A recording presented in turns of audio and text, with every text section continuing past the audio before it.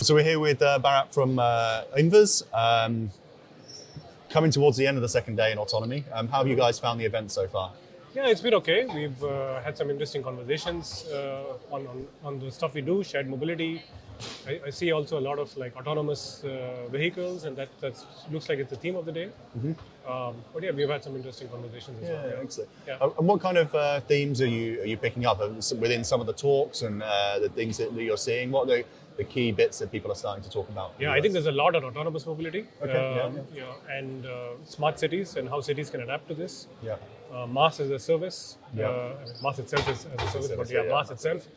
And also a little bit, I think some talks, but not on the stages, but also informally on like the macro situation, where is mobility heading, funding, economic situations, and so on. Yeah, that's been a really interesting one actually, and a couple of conversations I've had this afternoon about the kind of state of play in the mobility space. It's a big period of change. Obviously, the market's been changing a lot, but actually there's been change within the market itself recently.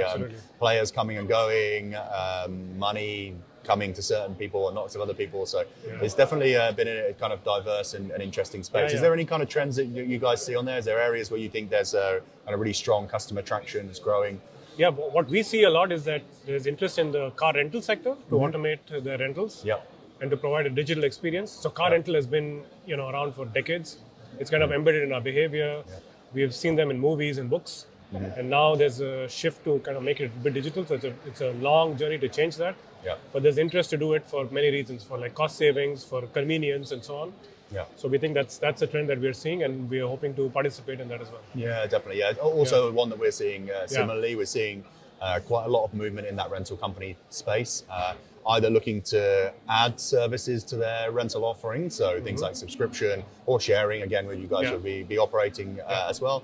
But then the digitization of rental generally is really important. That improving customer experience. So there was a lot of conversation at the fantastic event that you guys ran a couple of evenings ago, talking about that customer, their expectation, I guess, from a shared service versus rental. Rental is like, I heard someone in a focus group once say, renting a car is like filling a tax return. I know it's painful, but I have to do it when I want my car on holiday. But on the flip side, when more sharing models get viewed, they get judged against things like Uber and Amazon and things. And that's one of the things that was discussed that day, right? Like when you're renting a car, you're not comparing yourself, or you're not being compared against the competition, but against services like Uber, Amazon, things that give you your groceries in 10 minutes. So the level of the bar for convenience has really gone up. Yeah, definitely. And customers are measuring against that. I mean, I have an experience recently with one of our car subscription customers where they were saying that with the dealerships that they used to own, they've gone from dealerships to subscription. They said that now they get judged more harshly as a subscription business because they're seen to be technologically enabled. So therefore, if something isn't like slick, if there isn't an answer to an email in 5 minutes, or these things, whereas when it's a dealer, everyone's just like, it's the dealer, that's what dealers are like. So definitely a similar thing in the rental space. Big reset of expectations. Absolutely. And you guys talked about some of the features that you're launching within your platform. So I guess a lot of that is helping the operational efficiency of some of these models as well, which is obviously one of the big challenges. Exactly. I mean, we've been in now car sharing for 30 years. And we like to believe that we really understand the pains that an operator goes through. And one of the lenses that we use is like, what's the profit and loss statement of a P&L of an operator? And what are the costs and revenue levers that we can affect? So in costs, like damages is a big deal. Up to 10% of damages, only 10% of damages are actually covered by the customer. The rest you have to be pay as an operator. So that's something where we have damage detection now that helps operators become profitable.